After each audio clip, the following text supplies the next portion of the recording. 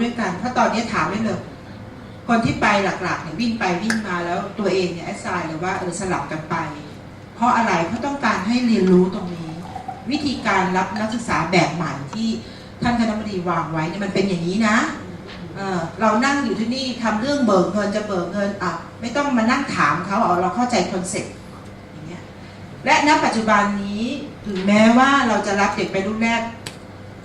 ทุกๆปีอีก5 ปีที่ได้อนุมัติจากทางสภาเนี่ยเราก็ต้องทำแอคทีฟตรงนี้แต่ว่าเราอาจจะต้องปลดปล่อยภาระไปเรื่อยๆเนื่องจากว่าคนมจท.ราชบุรีเขาก็มีคนแต่ว่าณตอนนี้เนี่ยเป็นเด็กใหม่หมดนะคะพอเรารับเด็กให้เขาได้แล้วอะไรแล้วเนี่ยการเรียนการสอนก็จะมีอาจารย์สอนอยู่แต่ว่าณตอนนี้เองเรื่องบริหารจัดการเนี่ยเขาก็ยังต้องพึ่งเราอยู่นะคะบทบาทสำคัญของสำนักงานไม่ว่าจะเป็นเรื่องแผนเรื่องการเงินเรื่องการจัดการอาจจะต้องเป็นพี่เลี้ยงให้กับน้องๆที่มจท.ราชบุรีด้วยนะคะอีกเรื่องหนึ่งนะคะก็ยังทำอยู่นะคะเรื่อง NRU ตอนนี้อาจารย์ไก่ก็รับเรื่อง Engineering Science มานะคะมันทำเกือบทั้งหลักสูตรเลยตอนนี้นะคะเกือบทำเองเลยทั้งหลักสูตรนะคะตอนแรกก็ผ่านเราไปผ่านเรามานะคะเข้าใจว่าชีวภาพจะเป็นเจ้าภาพแล้วตอนนี้อาจารย์เองก็ติดไปต่างประเทศงานมันไม่เดินอาจารย์บัณฑิตก็ต้องพยายามลุกตรงนี้แอสไซน์อาจารย์ไก่มาอาจารย์ไก่ก็ต้องลงมาที่สำนักงานเราก็ต้องรันต่อที่หายไปนู่นไปนี่เนี่ยก็โดนเดี๋ยวเขาจะมีสัมมนาอีกก็ต้องไปร่วมตรงนี้กับเขาอีกแต่ว่ากองบริการศึกษาทางทางอะไรเขาก็มาช่วยด้วยนะคะอันนี้ก็เป็นทุกปีนะคะไอ้เรื่องสัปดาห์ความปลอดภัยเนี่ยไม่เคยเขียนเลยนะแต่ว่านึกขึ้นได้เขียนไปสักหน่อยนะคะซึ่งหลายคนก็จัด3 วันนี่ก็ทุ่มไปทั้ง3 วันด้วยเหมือนกันนะโดนว่าบ้างโดนอะไรบ้างนะคะแต่ก็เราก็ทำมาแล้วปีที่11นะคะผ่านไปด้วยดีก็สิ่งที่ผ่านมานะคะคือสิ่งที่เล่าให้ฟังเมื่อกี้นี้นะคะอันนี้ก็เป็นภาพของกลุ่มสายสนับสนุนที่เป็นกลยุทธ์ของเราคือจริงๆวันนี้3 ด้านกลยุทธ์หลักเนี่ยเป็นเชิงนโยบายเราเป็นตัวกลไกนะฝ่ายสนับสนุนเราเนี่ยเป็นตัวกลไกเพื่อที่จะทำยังไงให้3 กลยุทธ์เนี่ยเขาขับเคลื่อนไปได้นะคะเพราะฉะนั้นเนี่ยอย่างเมื่อวานที่อาจารย์จาบอกนะว่ากลยุทธ์ตัวหนึ่งที่เพิ่มขึ้นมาเป็น parallel เนี่ยตรงนี้ก็คือเรื่อง management strategy ทำอย่างไรในการบริหารจัดการของสายสนับสนุนเราเนี่ยจะพากลยุทธ์หลัก3 กลยุทธ์เนี่ยขับเคลื่อนไปได้นะคะภาพตัวนี้อยากให้พวกเรารีมายไว้ตลอดเวลาและจริงๆเนี่ยตั้งแต่คลอดมาตั้งแต่ที่อาจารย์สันติทำเนี่ยก็ซีให้ทุกท่านประชุมสำนักงานก็เล่าให้ฟังนะคะแล้วก็พยายามทำโครงการก็ทุกคนก็ต้องส่วนมากนะถ้าฝ่ายพวกพัฒนาบุคลากรฝ่าย MIS อะไรพวกนี้จะมาลงที่management strategy ทั้งนั้นนะเราจะทำยังไงให้กิจกรรมหรือการทำงานของเราเนี่ยมันเสริมความเข้มแข็งให้กับกลยุทธ์หลัก3 ด้าน global player local champion แล้วก็ knowledge entrepreneur นะคะก็อันนี้ก็จะผ่านไปเร็วนะคะเพราะว่าทีนี้อาจารย์เจี๊ยบก็ชี้นำไปแล้วนะคะเรื่องคุณภาพหน้าตาพวกนี้จริงๆเนี่ยเป็นโมเดลที่ก๊อปปี้มาจากอาจารย์ประเสริฐเลยนะคะอาจารย์ลงไซพล็อกตรงนี้ไว้เลยนะคะอันนี้ก็คือคีย์เวิร์ดของ management strategy ดัชนีชี้วัดของเราความพึงพอใจการปฏิบัติงานของบุคลากรความพึงพอใจของผู้รับบริการแล้วก็การดำเนินงานตามระบบคุณภาพของคณะอย่างต่อเนื่องนะคะอันนี้คือความยั่งยืน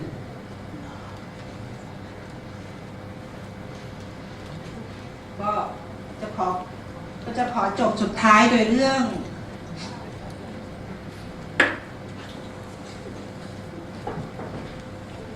เพราะว่าเมื่อกี้นี้อาจารย์จาบอกว่าวันนี้เอาพุทของเราคืออะไรนะคะเอาพุทของเราคืออะไร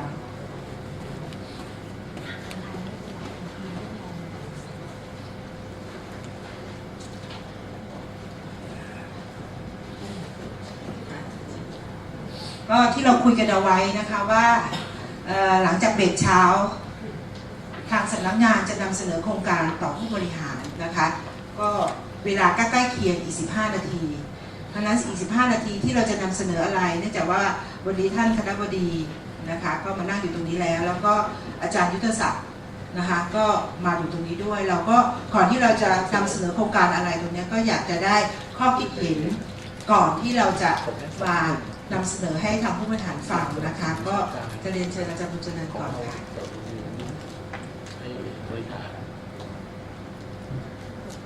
โครงการกลยุทธ์ของอาจารย์แล้วก็กิจกรรมของคณะ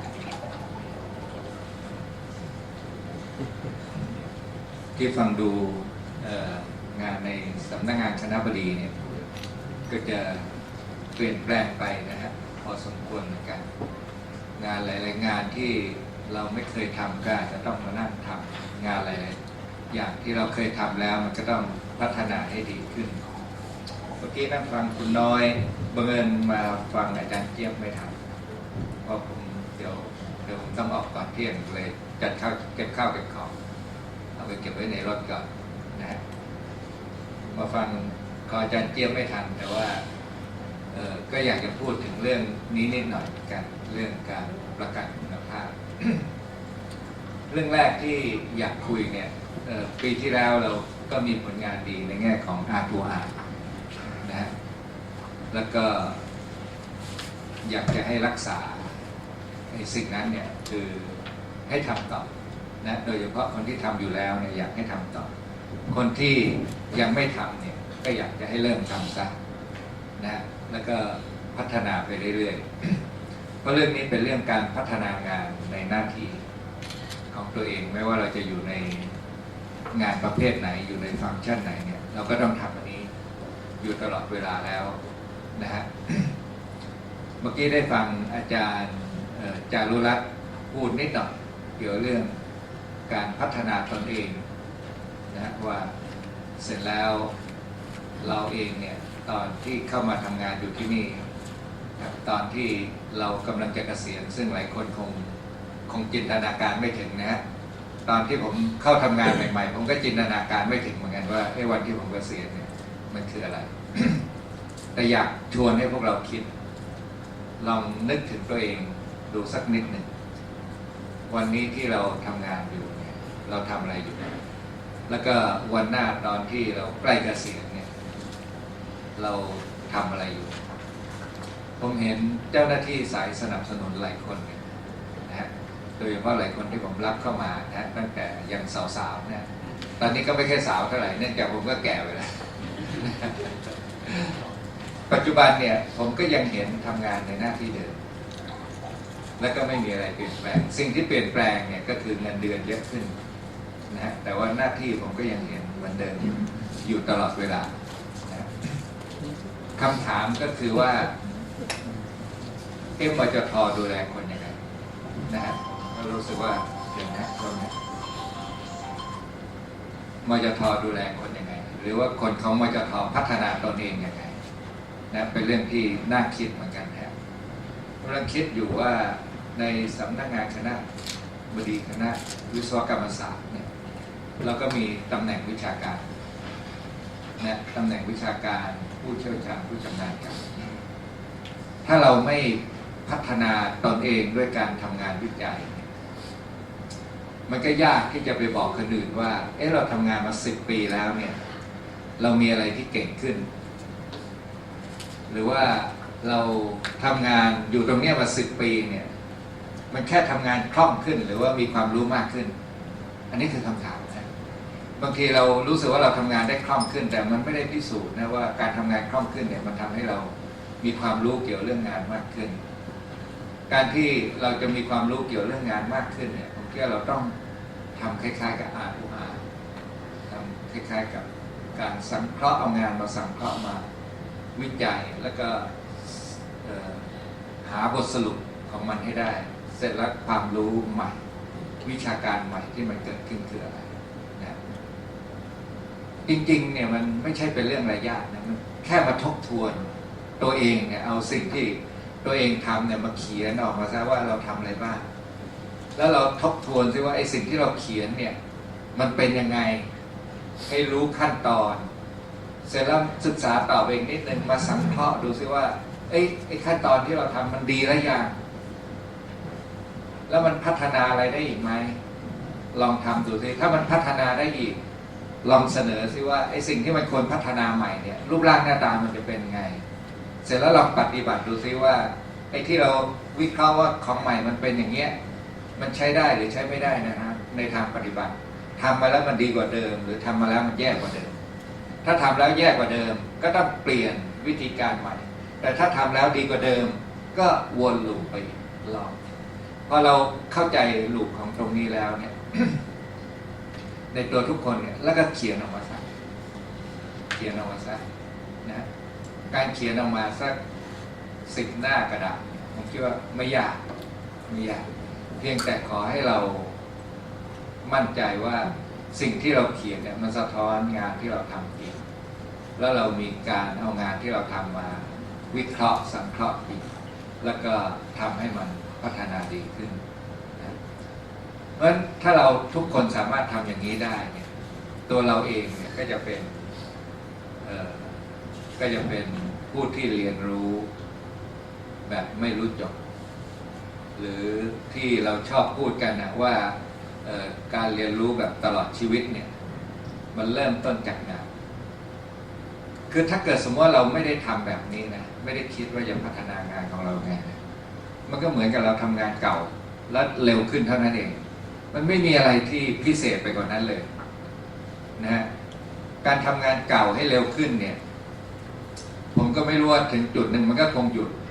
แค่นั้นนะเพราะว่ามันคงถึงจุดที่เร็วกว่านั้นไม่ได้อีกแล้วถ้าเราไม่ลงไปสังเคราะห์ไม่ลงไปวิเคราะห์หรือทำงานเก่าได้คล่องขึ้นซึ่งก็ไม่ค่อยมีคือมันอาจจะมีประโยชน์ขึ้นมาบ้างคือทำให้ประสิทธิภาพดีขึ้นแต่มันไม่ได้หมายถึงคุณภาพดีขึ้นมันแค่ประสิทธิภาพมันไม่ได้หมายถึงตัวคุณภาพการทำคุณภาพเนี่ยมันต้องการการสังเคราะห์ต้องการการวิเคราะห์เพราะฉะนั้น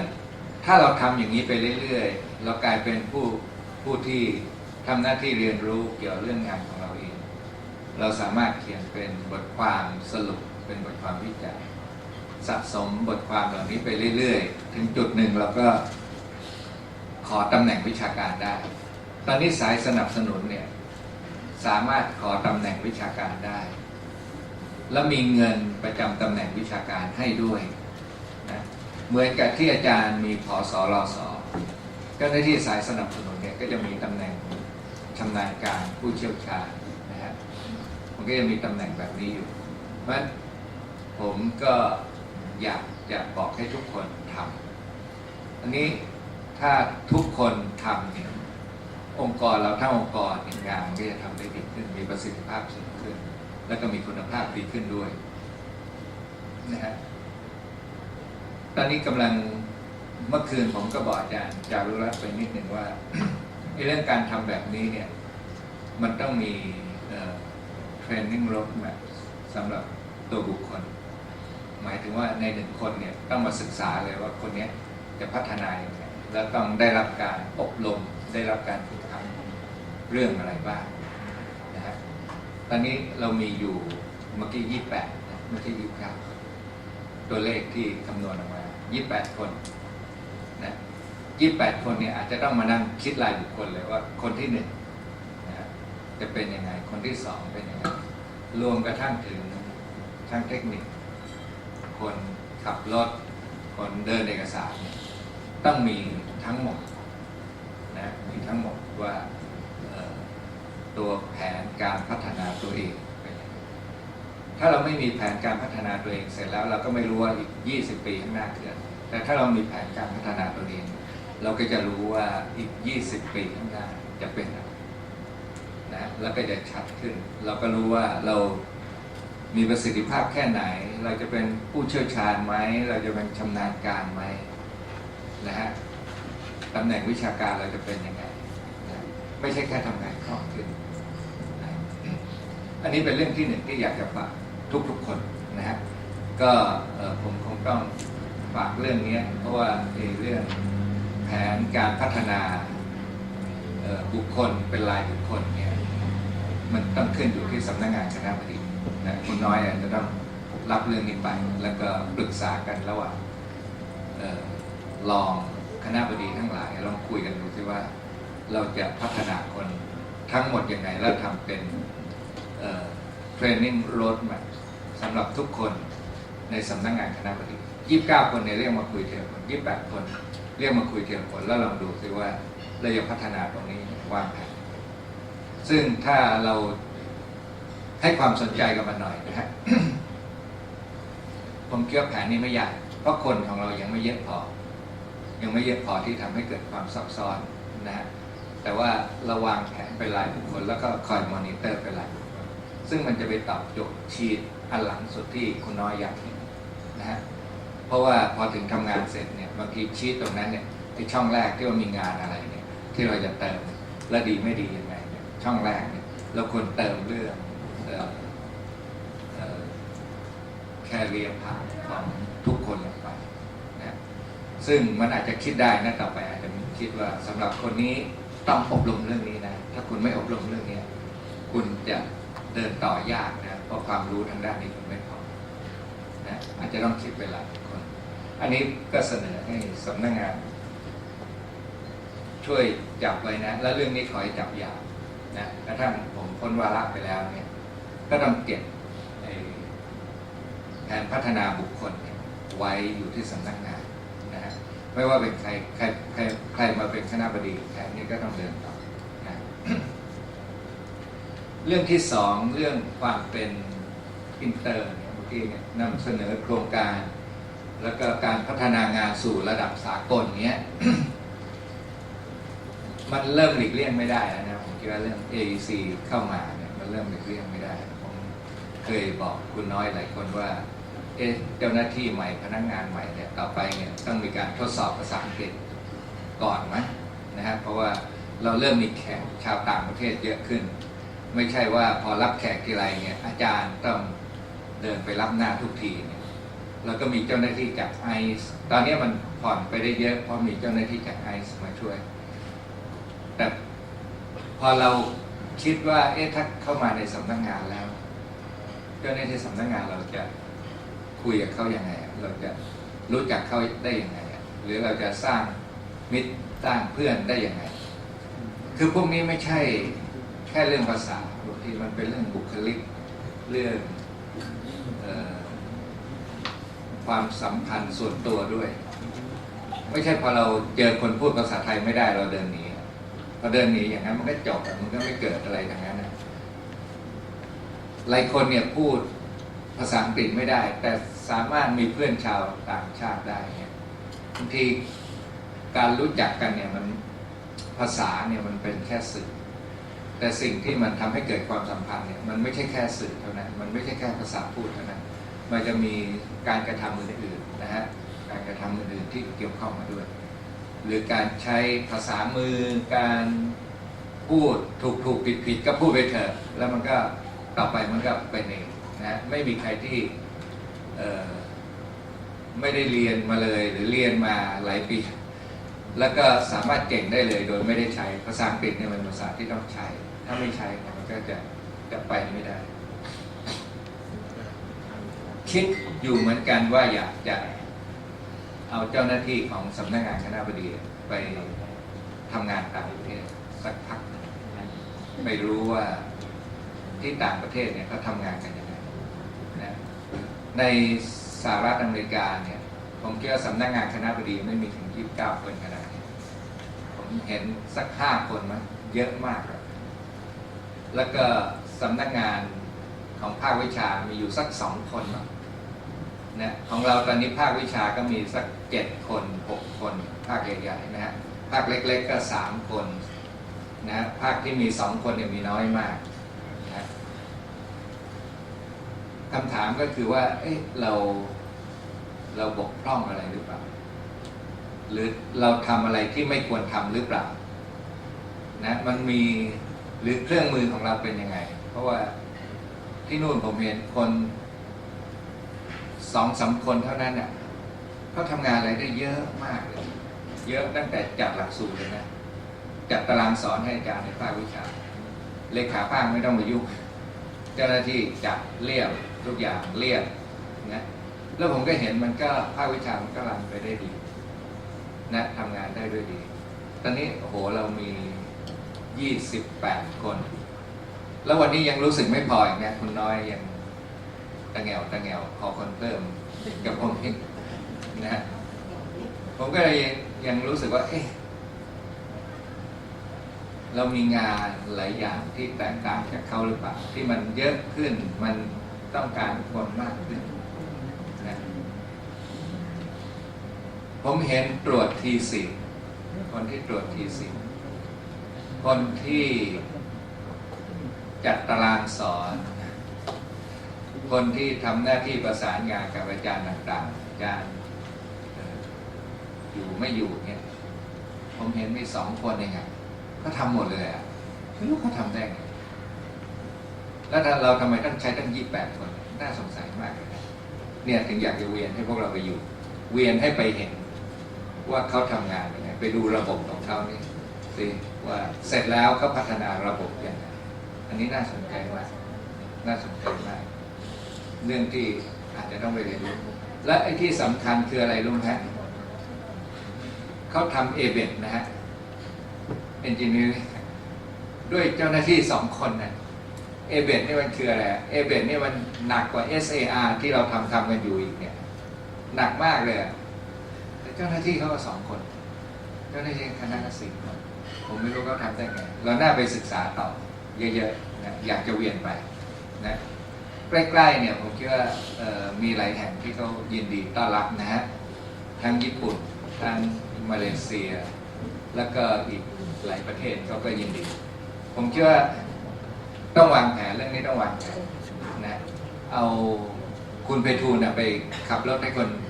ไปขับรถที่ญี่ปุ่นสัก3 เดือนแล้วไปสอบเลเซอร์กันฮะคนขับรถญี่ปุ่นนี่เขาใส่ถุงมือสีขาวนะฮะเลยไปขับชิมกังเซ็นเป็นคนอาจารย์วาสนาหรอเป็นคนขับชิมกังเซ็นอยู่ที่นู่น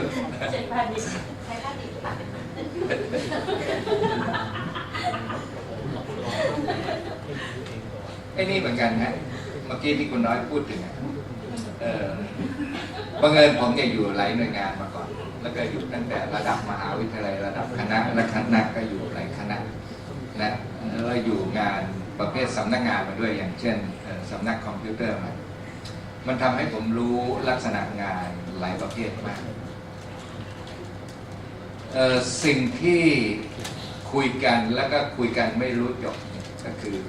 อย่างเช่นพอเราทำแผนภาควิชาทำแผนคณะทำแผนแล้วความเข้าใจมันไม่ตรงกันหรือคณะทำเรื่องดูแลเรื่องหลักสูตรภาควิชาทำเรื่องหลักสูตรความเข้าใจมันไม่ตรงกันใน2 ฝ่ายเพราะว่าเราไม่รู้จักงานของกันและกันคณะก็ไม่รู้ว่ารายละเอียดที่ภาควิชาเป็นไงภาควิชาก็ไม่รู้ความต้องการของคณะเป็นยังไงกระทั่งคณะเนี่ยที่ทำงานแผนเนี่ยบางทีก็ไม่รู้ว่าระดับมหาวิทยาลัยเป็นระดับมหาวิทยาลัยพอคิดวางแผนเนี่ยก็ไม่รู้ระดับภาคเป็นยังไงนะทั้งที่เขาทุกคนต่างมีความชำนาญของตัวเองในขั้นสูงทั้งนั้นแต่พอทำเข้าจริงๆเนี่ยไม่รู้เพราะว่าอะไรครับคือสำนักงานคือกองแผนของมหาวิทยาลัยเนี่ยเขาดูภาพใหญ่เป็น bird eye view เพราะว่ามาแตะเรื่องเล็กเนี่ยแล้วเขามักจะไม่รู้ว่าไอ้ตรงเรื่องเล็กๆเหล่านั้นเนี่ยบางกลไกมันมีความสำคัญมากต่อทั้งคณะต่อทั้งภาควิชาเขาก็มองด้วยตรรกะธรรมดาด้วยcommon sense ธรรมดาพอมองอย่างนั้นเนี่ยการตัดสินใจตรงนั้นมันก็มาถึงคณะมันก็ปฏิบัติไม่ได้บางทีมันก็ไม่ตรงกับความเป็นจริงมันกระบวนการในการหมุนเวียนการทำงานเนี่ยจะช่วยเรื่องนี้ได้เยอะผมยังอยากให้คนทำงานเกี่ยวเรื่องแผนของคณะขึ้นไปช่วยกองแผนของมหาวิทยาลัยทำงานอยู่สักพักหนึ่งเพื่อที่จะได้รู้ว่าเสร็จแล้วมหาวิทยาลัยเขาต้องการอะไรนะในลักษณะภาพรวม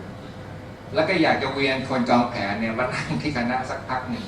เขาจะได้รู้ว่าความต้องการของคณะจริงๆเนี่ยมันคืออะไรกันแน่ๆคือมันต้องมีการเวียนนะถ้าไม่มีการเวียนตรงนี้เนี่ยการเชื่อมต่อสะดุดแน่นอน แล้วก็ความเข้าใจเนี่ยของแต่ละคนที่มันต่างกัน เนื่องจากจุดประสงค์ของการพัฒนาที่มันต่างกันเนี่ยมันจะทำให้สองฝ่ายเนี่ยไม่เข้าใจซึ่งกันและกันได้ง่ายกระทั่งระดับภาควิชาเนี่ยก็ควรจะมีการหมุนเวียนกันหรือว่าสลับงานกันทำผมคิดอาจจะเป็นเรื่องสำคัญเรื่องสุดท้ายที่อยากจะทำก็คือว่าในคณะวิศวกรรมศาสตร์เนี่ยทั้งหมดเนี่ยเรามีเรื่องเกี่ยวกับงานใหม่หรืองานเชิงยุทธศาสตร์หลายเรื่องมากแล้วก็ระยะหลังเนี่ยการทำงานเนี่ยเราไม่ได้เน้นที่ตัวฟังก์ชันนะเราไปเน้นที่ทั้งงานฟังก์ชันและงานยุทธศาสตร์สองงานเนี่ยมันต้องไปด้วยกันคือมีแต่งานยุทธศาสตร์ไม่มีงานฟังก์ชันเนี่ยภารกิจปกติมันจะล้มเหลวแต่ถ้าเรามีแต่ฟังก์ชันไม่มีงานยุทธศาสตร์เนี่ยภารกิจเราเนี่ยจะไม่เดินไปข้างหน้าหรือจะไม่พัฒนามันสองอย่างมันเป็นอะไรที่เกื้อกูลกันอย่างยิ่งผมยังอยากฝากไว้เรื่องหนึ่งว่างานเกี่ยวกับอุตสาหกรรมสัมพันธ์นะฮะเสร็จแล้วเนี่ยเราควรจะเดินยังไงเราจะทำแบบไอซ์ไหมจัดกลุ่มคนขึ้นมาบริหารพิเศษไหมแล้วทำให้มันเป็นองค์กรนะอันนี้เรื่องหนึ่งนะฮะอีกเรื่องหนึ่งที่ผมกำลังคิดอยากจะทำอยู่ในตอนนี้คือเรื่องการประกันคุณภาพด้านการเรียนการสอนของอาจารย์ในคณะทั้งหมดนะตอนนี้ก็มีหัวแรงแล้วคืออาจารย์รัตนาอยากจะมาช่วยดูถึงที่สุดเนี่ยมันต้องมีคนช่วยขับนะโดยเฉพาะการดึงข้อมูลการประสานงานผ่านภาควิชาต่างๆเพราะตัวนี้มันจะเป็นตัวสำคัญทีเดียวนะมันจะเป็นตัวสำคัญทีเดียวที่จะทำให้รับประกันได้ว่าการเรียนการสอนในคณะเนี่ยมันจะเดินไปได้ในสิ่งที่มันควรจะเป็นนะฮะภารกิจข้างหน้าเนี่ยของเราค่อนข้างเยอะนะแล้วมันก็จะถูกแบ่งฝากขึ้นมาชัดเจนด้วยมันสิ่งที่ผมอยากเน้นกับทุกคนนะฮะก็คือเรื่องแผนพัฒนาตนเองรายบุคคลนะฮะแผนพัฒนาตนเองรายบุคคลผมต้องฝากนะทั้งคุณน้อยอาจารย์จารุรัตน์นะฮะมาช่วยเรียกแต่ละบุคคลมาดูซิว่าเสร็จแล้วตอนใกล้เกษียณเนี่ยเราอยากเป็นอะไรนะแล้วเราทำแผนพัฒนาสิ่งเหล่านั้นซะมิฉะนั้นเราก็จะทำงานเก่าอยู่ล่ำไปเราทำงานเก่าจนกระทั่งเกษียณเนี่ยชีวิตมันคงน่าเบื่อหน่ายมากนะฮะผมฝากเรื่องนี้ไว้เป็นเรื่องสำคัญ